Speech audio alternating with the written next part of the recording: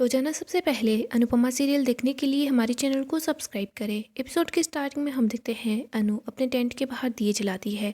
जैसी अनु के पास आती है उसको बताती है कि आज हमने रजनी देसाई के घर के बाहर जो धरना दिया ना, उसके बारे में चोल के अंदर भी बातें हुई। और मेरे पास है ना कई सारी लेडीज़ का मैसेजेस आया है। वो बोल रही है कि रजनी देसाई है ना, वो बड़ी बड़ी बातें कर सकती है, फ़ोटो खिंचवा सकती है, लेकिन वो है ना कभी किसी की मदद नहीं कर सकती। कई सारी लेडीज़ है ना, वो तैयार है हम लोगों का साथ देने के लिए, और हम लोगों को है ना सोशल मीडिया से भी काफ़ी ज़्यादा सपोर्ट मिल रहा है। अनु बोलती है कि तिनके का सहारा ही बहुत ज़्यादा है और ये लोग तो बहुत सारे हैं। अनु दीवार के पास जाती है, उसने जो लाइनें बनाई थी उनमें से वो एक लाइन को कट कर देती है। अनु बोलती है कि एक दिन तो निकल गया है, 2 दिन ही बचे हैं, हम लोग क्या कुछ कर पाएंगे। जस्सी बोलती है कि कोई बात नहीं, सब कुछ ठीक से हो जाएगा। अनु बोलती है कि ईशू और परी है ना, पता नहीं कब से वेट कर रही हूँ उनका, वो आई नहीं है। वो बोल रही थी कि बस थोड़ी देर में पहुँचने वाले हैं। जस्सी बोलती है कि मुंबई सेफ़ है तो फिक्र मत कर, वो आ जाएगी। अनु बोलती है लेकिन कभी कभी है ना बिना बात के भी डर लगता है। अनु देखती है कि वो दिए बुझ गए हैं। आगे हम कोटाई हाउस का सीन देखते हैं। मोटिवा बोलती है कि पराग 2 दिन का टाइम है, सोच ले क्या करना है।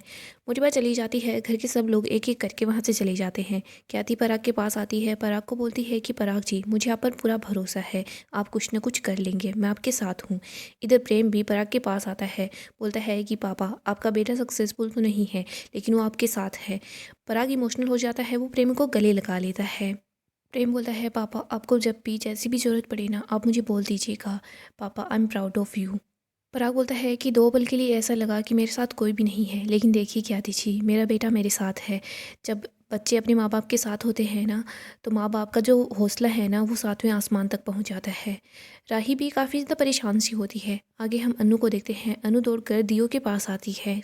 अनु देखती है कि हवा बहुत तेज चल रही है। अनु बोलती है कि कभी कभी बस ऐसे ही डर लगता है। अनु दिए जलाने की कोशिश करती है पर दिए नहीं जला पाती।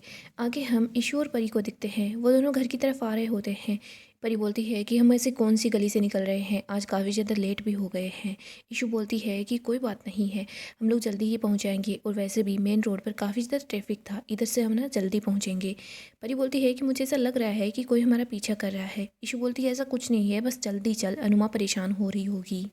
इधर हम अनु को देखते हैं। अनु जैसी को बताती है कि बाबू जी से बात कर ली है, वो बोल रहे हैं वहाँ सब कुछ ठीक है। प्रेम से भी बात की है, वो भी बता रहे हैं कि वहाँ भी सब कुछ ठीक है। मेरे पास परी का वॉइस नोट भी आ गया है, वो लोग भी ठीक है, बस आ रहे हैं, रास्ते में है, सब कुछ ठीक है, लेकिन फिर भी मेरा दिल क्यों घबरा रहा है। इधर हम ईशू और परी को देखते हैं। वो जैसे ही पीछे मुड़कर देखती है तो वो देखती है कि यहाँ पर 2 लोग खड़े हैं। इधर हम राही को देखते हैं। राही को याद आता है कि कैसे पराग बार बार सब लोगों से हेल्प मांग रहा था। राही रो रही होती है, बहुत ज़्यादा परेशान हो जाती है। प्रेम राही के पास आता है, बोल रहा होता है कि राही तुम क्यों रो रही हो, परेशान मत हो, सब ठीक हो जाएगा। राही बोलती है कि प्रेम और मैं क्या करूं, घर गिरवी है, पापा का बुरा हाल है, मोटी भाभी परेशान है, सब लोग इतने ज़्यादा अपसेट है, मैं क्या कर सकती हूँ। प्रेम बोलता है कि राही तुम रो मत, देखो हम पापा की कोई मदद नहीं कर सकते, लेकिन पापा का हौसला तो बढ़ा ही सकते हैं ना। अगर हम रोएंगे ना तो पापा की भी हिम्मत टूट जाएगी। राही बोलती है कि मैं पापा के सामने थोड़ी ना जाकर रो रही हूँ, मैं उनको तो यही बोलूँगी ना कि सब कुछ ठीक हो जाएगा, लेकिन मैं अकेले में भी तो रो सकती हूँ ना। प्रेम बोलता है कि अकेले में तो मैं भी रो सकता हूँ ना, मैं कितना निकम्मा हूँ ना राही, अपने पापा की मदद भी नहीं कर पा रहा।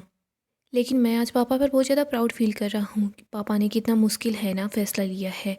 राही हम भले ही सही का साथ ना दे पाएँ, लेकिन हम मन में जानते हैं कि सही क्या है। पापा ने जो फ़ैसला किया है ना, मैं पापा के साथ खड़ा हूँ, और हर बार है ना सिर्फ माँ बाप की ज़िम्मेदारी नहीं होती है बच्चों के साथ खड़ा रहने की। कभी कभी बच्चों को भी माँ बाप के साथ खड़ा रहना चाहिए, उनका साथ देना चाहिए। प्रेम बोलता है राही बेटा है ना पापा को संभाल सकता है, और बेटी को है ना मम्मी के पास होना चाहिए। आगे हम देखते हैं परी और ईशानी रोते रोते वापस आ जाती है। अनु बोलती है कि क्या हुआ, कौन है। तभी इसके बाद कुछ देर पहले का सीन देखते हैं। यहाँ पर जो 2 गुंडे होते हैं वो बोल रहे होते हैं कि देखो, रजनी मैडम को है ना ये सब कुछ बिल्कुल भी पसंद नहीं है, और जो चीज़ रजनी मैडम को पसंद नहीं वो हमें पसंद नहीं है। आज तो हम लोग तुम्हें बस वार्निंग देकर छोड़ रहे हैं, लेकिन अगली बार तुम लोग ऐसे अकेले में मिली ना तो तुम लोग सोच भी नहीं सकती तुम्हारे साथ क्या होगा। अनु बोल रही होती है कि रजनी है ना वो हद से ज़्यादा गिर चुकी है। आगे हम रजनी को देखते हैं। वरुण और भारती रजनी के साथ ही होते हैं। रजनी बोलती है कि मैं तुम लोगों को गिफ्ट देना चाहती हूँ। रजनी उन दोनों को गिफ्ट दे देती है। इधर हम देखते हैं वरुण जैसे ही गिफ्ट खोल कर देखता है तो वो देखता है कि उसके पास गाड़ी की चाबी है। वरुण बहुत खुश हो जाता है, बोलता है कि थैंक यू माँ, इतनी महंगी गाड़ी वैसे आपने कैसे ले ली, ये तो 2 करोड़ की थी ना। रजनी बोलती है 4 करोड़ की होती ना तो भी ले लेती। मैं चाहती हूँ कि जब तुम दोनों बाहर निकलो ना घर से, सबको पता चलना चाहिए कि रजनी देसाई का बेटा और बहू है ना वो बाहर आए हैं। इधर भारती अपना गिफ्ट खोलती है तो वो देखती है कि उसमें भी चाबी है। भारती बोलती है कि माँ ये किस चीज़ की चाबी है। रजनी बोलती है कि भले ही तू मेरा साथ ना दे, लेकिन मैं है ना तेरे हर सपने को पूरा करूँगी। रजनी बताती है कि ये है ना म्यूजिक स्टूडियो की चाबी है। जा बेटा, तेरी आवाज़ है ना बहुत प्यारी है, पूरी दुनिया में तेरी आवाज़ गूंजनी चाहिए। भारती बोलती है कि थैंक यू माँ। रजनी बोलती है कि मैंने बोला था ना कि मैं यहाँ से बहू नहीं, अपने साथ अपनी बेटी लेकर जा रही हूँ, और बेटी की सपने पूरा करना माँ का फ़र्ज बनता है। भगवान ने मुझसे मेरी बेटी को दूर कर दिया तो क्या हुआ, लेकिन मुझे बहू के रूप में मेरी दूसरी बेटी मिल गई है ना। रजनी बोलती है कि भगवान है ना हर जगह नहीं होते, इसीलिए तो उन्होंने माँ बनाई है, मेरी जैसी माँ। तभी यहाँ पर अन्नू पहुँच जाती है। वो बोलती है कि शैतान भी हर जगह नहीं होते, इसीलिए तो तुझ जैसी औरत बनाई है। रजनी बोलती है कि तेरी हिम्मत कैसे हुई मेरे घर में घुसने की। अनु बोलती है कि जब कुछ खिलौने हाथ में होते हैं ना तो रास्ते अपने आप खुल जाते हैं। रजनी बोलती है कि कैसे खिलौने। अनु चाकू निकालती है और दिखाती है कि ऐसे खिलौने। अनु बोलती है कि तेरे भाड़े के गुंडों ने मेरी बच्चियों को ऐसे ही चाकू से डराया था ना। रजनी बोलती है कि अनु तुझे क्या लगता है कि मैं ऐसे हथियार से डर जाऊंगी।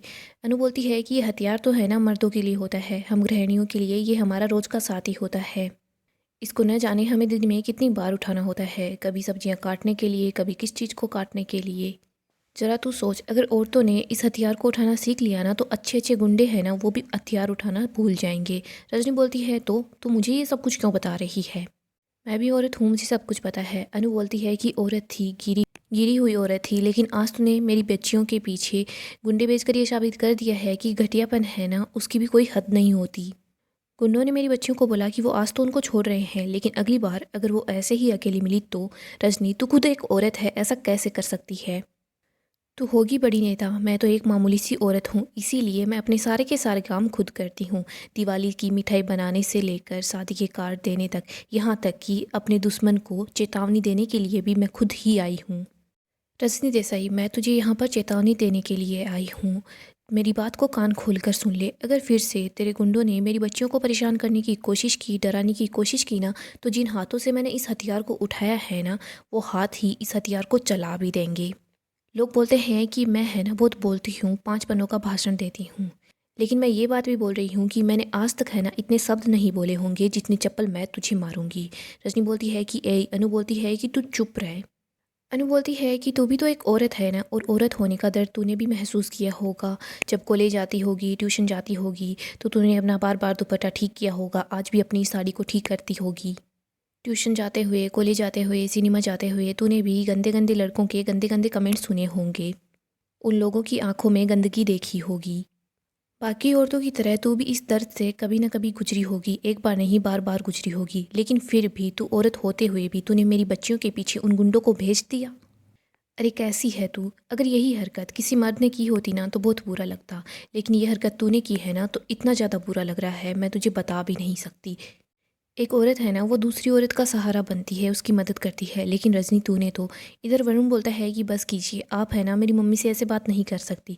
अनु बोलती है कि तू अपना मुंह बंद रख, वरना है ना आज मैं एक नई प्रथा शुरू कर दूंगी, जवाई को है ना चप्पलों से मारने की प्रथा। तू चुप ही रह। वरुण चुप हो जाता है। इधर अनु बोलती है कि हो सकता है रजनी तूने उन गुंडों को है ना डराने धमकाने के लिए बोला था, लेकिन उनमें से अगर किसी की भी नीयत फिर जाती तो। रजनी बोलती है कि मैंने ऐसा कुछ भी नहीं बोला था। फिर वो बोलती है कि मतलब मैंने ऐसा कुछ भी नहीं किया है। अनु बोलती है कि तुझ में है ना इतनी भी बुद्धि नहीं है क्या कि भेड़िए है ना बात मानना नहीं जानते, वो बस नोचना जानते हैं। देख रजनी, मैं है ना सराफत से लड़ रही हूँ, इसीलिए तू भी सराफत से ही लड़।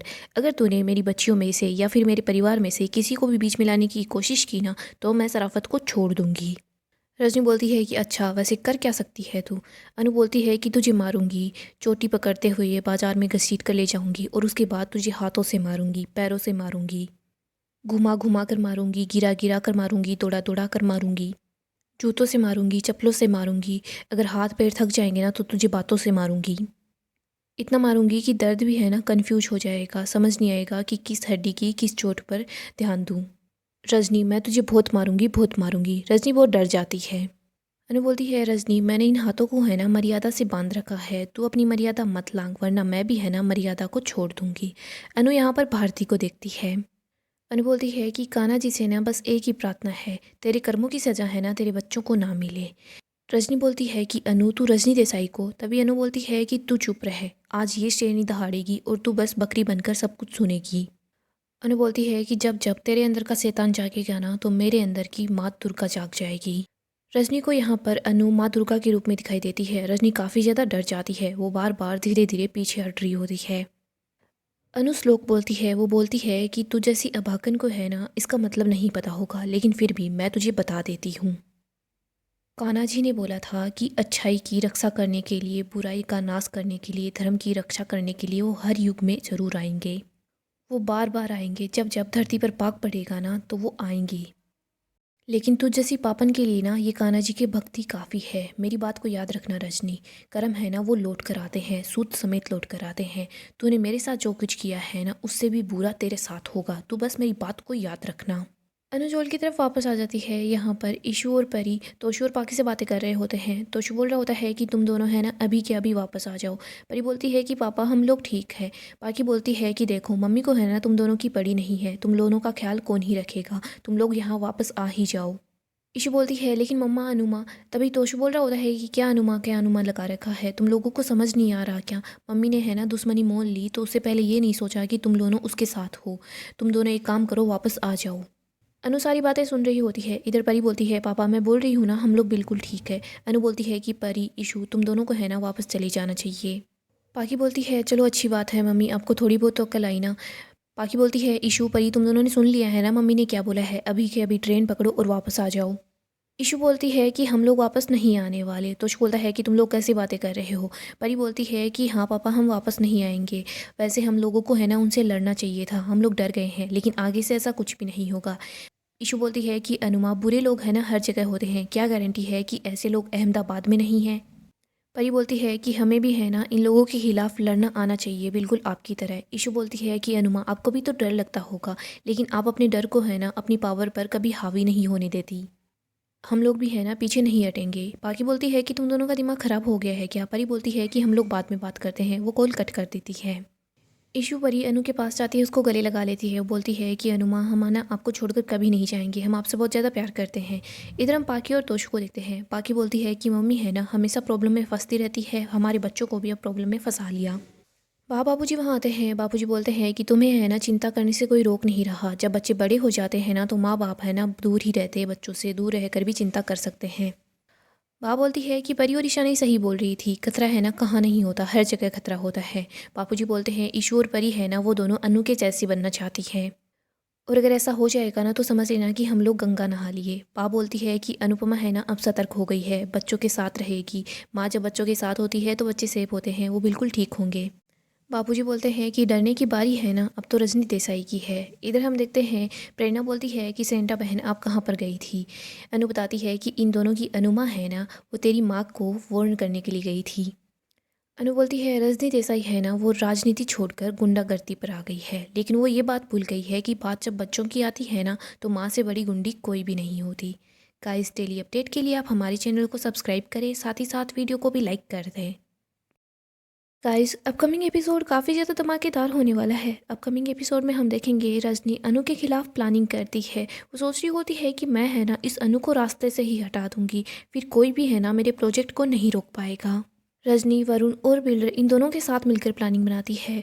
रजनी बिल्डर को बोलती है कि तुम है ना अनु से मिलने के लिए चल जाना। बिल्डर वहाँ पर पहुँच जाता है, अनु को बुला रहा होता है, लेकिन यहाँ पर राही बोलती है कि उससे मिलने के लिए मैं जाती हूँ, तो प्रेरणा बोलती है कि नहीं मैं जाती हूँ। प्रेरणा उस कमरे के अंदर चली जाती है। इधर वरुण को लगता है कि अनु है ना वही गई है। इसके बाद वरुण अपने आदमी को बोलता है और वहाँ पर आग लगवा देता है। वो रजनी के पास कॉल करता है, रजनी को बता देता है कि मम्मी आपने जैसा बोला था ना मैंने वैसा ही किया है, हमारा काम हो चुका है। इधर रजनी बहुत खुश हो जाती है, वो अनु की फ़ोटो को जला रही होती है। वो बोल रही होती है कि फाइनली तू है ना हम लोगों के रास्ते से हट जाएगी। रजनी बहुत ही ज़्यादा खुश हो रही होती है। इधर हम देखते हैं चोल के सब लोग वहीं पर आ जाते हैं, बोल रहे होते हैं कि आग तो काफ़ी ज़्यादा बढ़ चुकी है। अनु वहाँ पर पहुँचती है, अनु बोल रही होती है कि राही राही। तभी अनु यहाँ पर राही को देख लेती है। वो देखती है कि राही है ना वो बिल्कुल ठीक है। राही बोलती है कि मम्मी मैं ठीक हूँ, लेकिन प्रेरणा है ना वो अंदर फंसी हुई है। अनु जैसे तैसे करके दरवाज़ा तोड़ देती है और अंदर की तरफ चली जाती है। यहाँ पर अनु प्रेरणा को बचा लाती है, लेकिन अनु को खुद को चोट लग जाती है। यहीं पर वरुण सब कुछ देख रहा होता है। वरुण सोच रहा होता है कि मैंने तो इन लोगों को रास्ते से हटाने की कोशिश की, लेकिन अनु मासी ने ही मेरी बहन की जान बचाई। मैं कितना बुरा इंसान हूँ। इधर वरुण भारती के पास आता है, भारती को सब कुछ बता देता है कि वरुण की माँ ने क्या कुछ नहीं किया है। भारती बोलती है कि मुझे इस घर में नहीं रहना। भारती और वरुण दोनों रजनी का साथ छोड़ देते हैं। ये दोनों अनु के पास आ जाते हैं। भारती अनु को बोल रही होती है कि सारी की सारी गलती है ना रजनी देसाई की है। वरुण भी अनु के सामने होता है, उसके पैरों में गिर जाता है और बोल रहा होता है कि प्लीज़ मासी मुझे माफ़ कर दीजिए। मुझे पता है मुझसे बहुत बड़ी गलती हो गई है। आप पुलिस को बुला लीजिए, मुझे सज़ा दिलवा दीजिए, लेकिन प्लीज़ आप मुझे माफ़ कर दीजिए। इधर वरुण अपनी बहन को भी बोल रहा होता है कि गुड्डी प्लीज़ मुझे माफ़ कर दे, मुझसे बहुत बड़ी गलती हो गई। मैं अपनी माँ की बातों में आ गया, उन लोगों की बातें मानकर मैंने ये सब कुछ किया। वरुण काफ़ी ज़्यादा परेशान होता है। वो बोलता है कि आप लोगों को जो सज़ा मुझे देनी है वो मंजूर है। सो दोस्तों, नेक्स्ट एपिसोड काफ़ी धमाकेदार होगा। अगर आपको सीरियल की अपडेट जानना पसंद है तो हमारे चैनल को सब्सक्राइब करें, साथ ही साथ वीडियो को भी लाइक कर दें।